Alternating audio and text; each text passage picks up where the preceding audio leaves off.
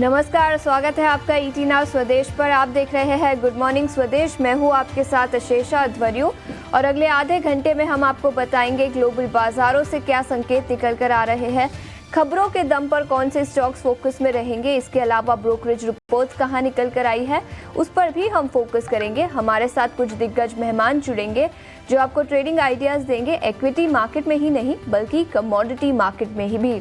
लेकिन सबसे पहले गिफ्ट निफ्टी पर नजर डालते हैं। एशियाई बाजारों की कमजोर शुरुआत और उसका असर गिफ्ट निफ्टी पर भी दिखा है। करीब 40 अंकों की गिरावट के साथ 24,520 के आसपास कमजोर ओपनिंग के संकेत गिफ्ट निफ्टी से निकलकर आ रहे हैं। वही एशियाई बाजारों की बात करें तो वहां पर कमजोर ओपनिंग सबसे पहले निकेई की बात करेंगे। जापानीज मार्केट आधे % की गिरावट के साथ कारोबार। कॉस्पी में भी करीब 0.3% की गिरावट आज सुबह दिखी है। चीन और हांगकांग के बाजार सपाट खुलते हुए नजर आए। हांगकांग की बात करें तो करीब 100 अंकों की गिरावट के साथ आधे % से ज़्यादा की गिरावट यहाँ पर दिखी है। तो मिले जुले से कमज़ोर संकेत ही एशियाई बाज़ारों से निकल कर आ रहे हैं। वही अमेरिकी बाज़ारों की बात करें तो वहाँ पर भी मिला जुला कारोबार था। दो इंडस्ट्रीज रिकॉर्ड ऊंचाई पर बंद होते हुए नजर आए। S&P 500 आधे % से ज़्यादा की तेज़ी दिखी। नैस्डैक में भी 1% से ज़्यादा की तेज़ी दिखी। डाउ जोन्स पहली बार 45,000 के पार बंद होता हुआ नजर आया। तो काफ़ी अच्छा दिन था अमेरिकी बाज़ारों के लिए कल के ट्रेडिंग सेशन में और कई सारे इकोनॉमिक डेटा आते हुए नजर आएंगे तो उस पर भी सबकी नज़र रहेगी। इसके अलावा फेडरल रिजर्व के चेयरपर्सन जेरोम पॉवेल की कमेंट्री निकल कर आई इंटरेस्ट रेट एनवायरनमेंट को लेकर, जिसके चलते भी अमेरिकी बाजारों में तेजी दिखी। तो तीनों इंडस्ट्रीज रिकॉर्ड ऊंचाई पर बंद होते हुए नजर आए। वही यूरोपियन बाजारों की बात करें तो डैक्स 1% की तेजी के साथ बंद हुआ। कैक में भी करीब आधे % से ज़्यादा की तेज़ी कल के ट्रेडिंग सेशन में दिखी। लेकिन फुटसी की बात करें तो यहाँ पर थोड़ी सी कमज़ोरी कल के ट्रेडिंग सेशन में दिखी। तो अमेरिकी बाजार रिकॉर्ड ऊंचाई पर बंद, यूरोपियन बाजार से मिक्स संकेत कल निकल कर आए। कमोडिटीज़ की बात करें तो याद रखें ऑयल यानी कच्चे तेल पर सबकी नज़र रहेगी। आज शाम को 5 बजे के आसपास ओपेक प्लस का आउटकम आता हुआ नजर आएगा और उम्मीद यही लगाई जा रही है कि प्रोडक्शन रिवाइवल जो ओपेक प्लस करने वाला था वो फिर से एक बार डीले किया जाएगा।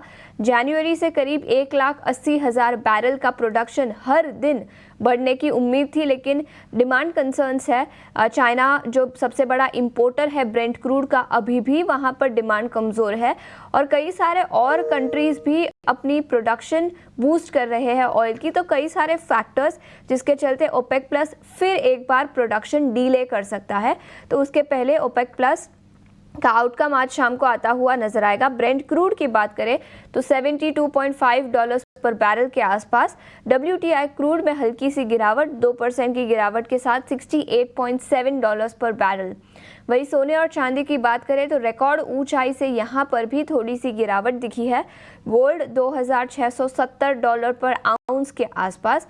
वही चांदी की बात करें तो यहाँ पर भी सुस्ती का कारोबार, $31.8 पर आउंस के आसपास। तो कमोडिटी मार्केट में पिछले कुछ दिनों से एक्शन दिखा है, लेकिन आज सबकी नज़र ओपेक प्लस के आउटकम पर रहेगी। वही FIIs और DIIs के आंकड़े कल कैसे निकल कर आए उस पर भी नज़र डालेंगे। FIIs ने फिर एक बार कल के ट्रेडिंग सेशन में खरीदारी की। करीब 1790 करोड़ की खरीदारी कल के ट्रेडिंग सेशन में दिखी। वही DIIs की बात करें तो 900 करोड़ की बिकवाली कल के ट्रेडिंग सेशन में दिखी। याद रखें पिछले कुछ दिनों से FIIs की बिकवाली का ट्रेंड कमज़ोर होता हुआ नजर आया और दूसरे दिन लगातार कल के ट्रेडिंग सेशन में खरीदारी की FIIs ने। इंडेक्स फ्यूचर्स में 1100 करोड़ की खरीदारी, इंडेक्स ऑप्शंस में करीब 4,700 करोड़ की खरीदारी दिखी। स्टॉक फ्यूचर्स में 4,300 करोड़ की खरीदारी और स्टॉक ऑप्शंस में 1,430 करोड़ की खरीदारी बिकवाली कल के ट्रेडिंग सेशन में दिखी। लेकिन ऑल इन ऑल आज के लिए सेटअप थोड़ा सा कमज़ोर है। गिफ्ट निफ्टी से भी कमज़ोर ओपनिंग के संकेत निकल कर आ रहे हैं। लेकिन आज बाजार की चाल कैसी रह सकती है ये बताने के लिए अब हमारे साथ डिम्पी जुड़ चुके हैं। Dimpy, good morning. पिछले कुछ दिनों से हमने हाईलाइट किया है कि बैंक निफ्टी में ट्रेड बनाने चाहिए और कल बैंक निफ्टी आउट परफॉर्मर भी रहा। निफ्टी में वॉलेटिलिटी दिखी लेकिन ऑल इन ऑल सपाट ही बंद होता हुआ नजर आया। आज के लिए क्या रणनीति होगी? आशीष गुड मॉर्निंग। देखिए मार्केट्स के अंदर कल का सेशन ठीक था, अपार्ट फ्रॉम दिस कि लास्ट के सिर्फ आधे पौने घंटे के अंदर जब निफ्टी टूटा और निफ्टी ने कुछ मेजर गेन्स नहीं दिखाए, बट इंट्राडे में सॉर्ट ऑफ उसने भी ठीक ठाक लेवल्स को अचीव किया और ये डाइवर्जेंस आपको दिख रहा था निफ्टी और बैंक निफ्टी में कई बार आप दिखा भी। कुल मिला के मार्केट के अंदर अभी भी आपको थोड़ा ट्रेलिंग स्टॉप लॉस लगाना चाहिए, या फिर मैं बोलूंगा कि आपको एक राउंड का प्रॉफिट बुक करना है। हमने कल भी इसके बारे में जिक्र किया था निफ्टी के बारे में कि आप चाहें तो प्रॉफिट बुक कर सकते। ये कॉल आपकी है, ये मैं नहीं बता पाऊंगा क्योंकि आपका रिस्क रिवॉर्ड है। और जिसने भी 24,200 के ऊपर का खरीदा हुआ है, सॉरी नीचे का खरीदा हुआ है, वो चाहे तो एक राउंड की प्रॉफिट बुकिंग भी कर सकते हैं। आते हैं पहले लेवल्स पे। अब जब तक अब 24,200 250 को हम वापस से ब्रेक नहीं करते, मार्केट का एक साइडवेज कंसोलिडेशन की तरफ जा रहा है और ये अब बैंड में फंस जाएगा जो कि 24,200 250 का एक लोअर एंड होगा और अपर एंड होगा 24,800 का। इस 600 पॉइंट के बैंड में हो सकता है अगले 10 से 15 दिन भी मार्केट निकाल दे। अगर कहीं भी ब्रेकआउट या ब्रेकडाउन होगा तभी मार्केट वैसे रिएक्ट करेगा। आते हैं बैंक निफ्टी पे। बैंक निफ्टी ने कल एक्स्ट्राऑर्डिनरी परफॉर्मेंस दी और फिर से आपको थैंक्स कहना चाहिए एचडीएफसी को, क्योंकि एचडीएफसी जैसे शेयर जब चलेंगे तो बैंक निफ्टी रुकेगा नहीं। और इस बीच कल बैंक निफ्टी ने कल 500 पॉइंट अपने अंदर और जोड़े और 53,000 के ऊपर क्लोजिंग दी। मार्केट ने 51,000 से 52,000 और 52,000 से जो 53,000 की जर्नी है उसको अलग अलग टाइम फ्रेम में पूरा किया है। जो 52,000 से 53,000 वाली जर्नी है वो थोड़ी शॉर्ट हुई है और जल्दी रिकवरी हुई है, जबकि 51 से 52 आने में मार्केट को काफी टाइम लग गया। कहने का मेरा मतलब है कि सारा स्ट्रगल ऑलमोस्ट कंप्लीट हो चुका है। नाउ बैंक निफ्टी भी is in the comfortable positions. दोनों का पुट कॉल रेशियो अब 1 के ऊपर है, दोनों ही फेयर वैल्यू है। अब ये कोई नहीं कह सकता कि निफ्टी सस्ता है या बैंक निफ्टी सस्ता है, ये राइट दोनों इंडाइसेस ने छोड़ दिए हैं कहने के। दूसरा पॉइंट कि बैंक निफ्टी में और दम है चलने का, तो देखिए बैंक निफ्टी के अंदर कल थोड़ी लॉन्ग पोजीशंस बनी है, तो आई होप सो थोड़ा बहुत और चल जाए तो चल जाए, लेकिन समझदारी इसीलिए है कि अगर आपने निचले स्तरों पे कुछ भी प्लस किया हुआ है तो थोड़ा बहुत प्रॉफिट बुकिंग जरूर करें। आप प्रॉफिट बुकिंग मस्ट है इस समय करना, क्योंकि ये रिकवरी है, ये ग्रोथ नहीं है। तो जब आपको ग्रोथ मिलेगी तब मिलेगा जब 24,800 भी एक बार आप निफ्टी पार कर लेंगे। देखिए दोनों में से एक ने लेवल पार कर लिया, दूसरे ने नहीं किया, या तो वो दूसरे को ड्रैग ऊपर की तरफ करेगा या तो नीचे की तरफ करेगा। तो थोड़ा सा अभी भी हल्की हल्की प्रॉफिट बुकिंग करते रहे। नए वालों के लिए मेरी तरफ से मना है, मैंने कल भी मना किया था कि निफ्टी मत प्लस करना, और देखो लास्ट में जाते आते कुछ नहीं मिला। बैंक निफ्टी हमने हाँ किया था कि इसको प्लस करना और बैंक निफ्टी के अंदर 500 पॉइंट मिले। तो आज मेरी तरफ से दोनों के लिए रोक है, अभी थोड़ा वेट एंड वॉच करने का समय है। वॉच करने का समय बाजार में। डिम्पी शुक्रिया। और ये कुछ लेवल्स है जहां पर आपको नजर रखनी चाहिए निफ्टी और बैंक निफ्टी पर। लेकिन बाजार में विस्तार में चर्चा करने के लिए अब हमारे साथ एंजल वन के देवांग शाह भी जुड़ चुके हैं। देवांग गुड मॉर्निंग, बताएं आज के लिए आपकी रणनीति क्या होगी? Very good morning. अब बात करें निफ्टी की तो ओवरऑल जो मार्केट का अंडरटोन है वो पॉजिटिव है। जो इमीडिएट सपोर्ट है निफ्टी फ्यूचर के लिए वो है 24,400। तो कहीं डिप मिलता है तो खरीदने की सलाह है, बट स्ट्रिक्ट स्टॉप लॉस रखे 24,400 का। अपसाइड अराउंड 24,700 24,750 तक के लेवल्स देखने मिल सकते हैं निफ्टी फ्यूचर्स में।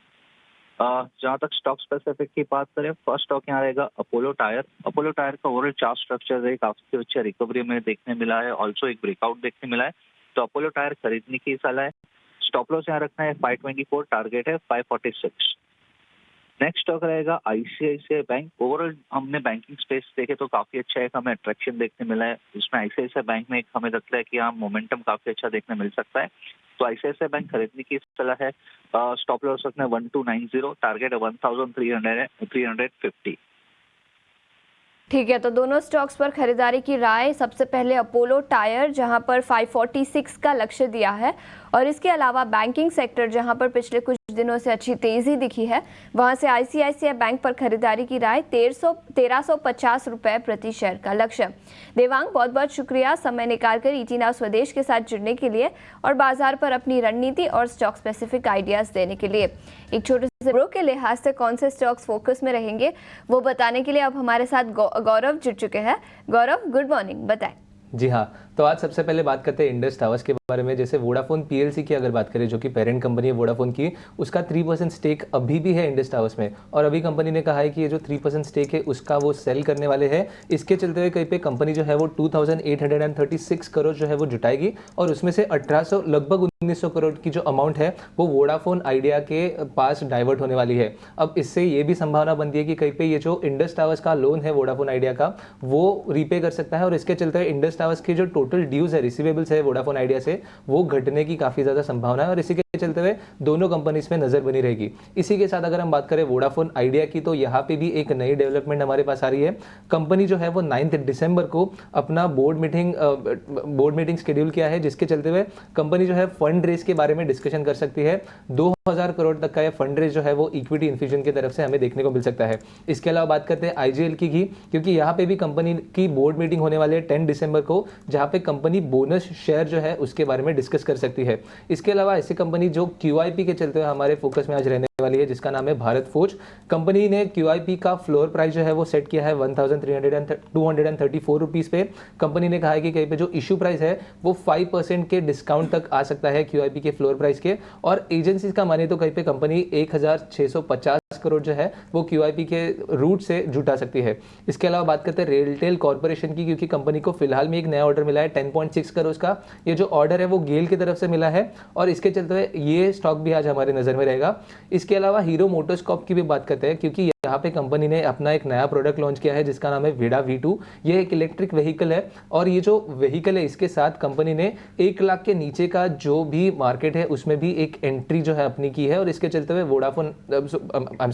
हीरो जो है वो भी आज फोकस में रहेगा। आखिर में बात करते हैं आईसीआईसीआई बैंक की। आईसीआईसीआई बैंक ने अपने एक्सचेंज फाइलिंग्स में कहा है कि कहीं पे 3 ऑफिसेस पे जीएसटी का सर्च हो रहा है, जीएसटी ऑफिशियल्स सर्च कर रहे हैं। ये जो प्रोसीजर है उसमें आईसीआईसीआई बैंक पूरा सहायता कर रहा है, बट इसके चलते हुए एक नेगेटिव सेंटिमेंट हमें आईसीआईसीआई बैंक में आज भी देखने को मिल सकता है। तो ये खबरों के दम पे इन सब स्टॉक्स पे आज हमारी नजर बनी रहेगी, क्योंकि एक अच्छा एक्शन जो है इन सब स्टॉक्स पे हमें देखने को मिल सकता है। बिल्कुल, तो कई सारे स्टॉक्स जो खबरों के लिहाज से आज के ट्रेडिंग सेशन में फोकस में रहेंगे। आईसीआईसीआई बैंक न्यूज़ है, जीएसटी ने सर्चेस किए हैं, लेकिन सेंटिमेंटली नेगेटिव यहाँ पर।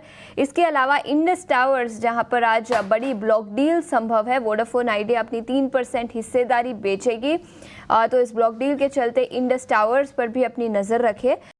इसके अलावा Vodafone idea fund raising plans भी कंसिडर करेंगे। 2000 करोड़ का फंड रेज जो इक्विटी शेयर के इश्यूएंस के थ्रू किया जाएगा। तो इंडस टावर और वोडाफोन आइडिया दोनों स्टॉक्स पर अपनी नजर रखें।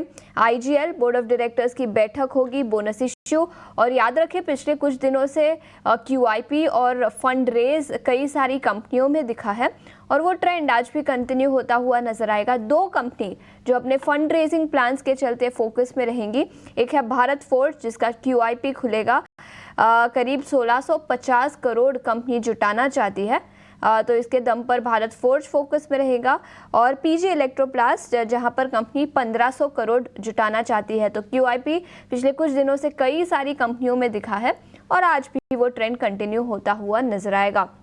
इसके अलावा रेलटेल कॉर्प और हीरो मोटोकॉर्प जहां पर कुछ नए लॉन्चेस हुए हैं। रेलटेल, याद रखें कल भी रेलवे कंपनीज को नए ऑर्डर मिले थे, आज रेलटेल को करीब 11 करोड़ के नए ऑर्डर्स मिले हैं। कैपेक्स जो first half of the year में कमज़ोर था, वो second half of the year में अब मॉनसून हो चुका है, इलेक्शंस हो चुके, तो कैपेक्स थीम बढ़ती हुई नजर आएगी second half of the year में, जिसके चलते कई सारे रेलवे स्टॉक्स, डिफेंस स्टॉक्स को फिर से एक बार ऑर्डर्स मिलने शुरू हो जाएंगे। तो कई सारे स्टॉक्स जो ऑर्डर विंस के दम पर आज के ट्रेडिंग सेशन में फोकस में रहेंगे, और इसके अलावा ब्लॉक डील के दम पर इंडस टावर्स पर अपनी नज़र ज़रूर रखें। करीब 3% हिस्सेदारी जो वोडाफोन आइडिया ओन करता है इंडस टावर्स में, वो वोडाफोन आइडिया बेचेगी। तो बड़ी ब्लॉक डील है, और पिछले कुछ दिनों से टेलीकॉम स्टॉक्स फोकस में रहे हैं।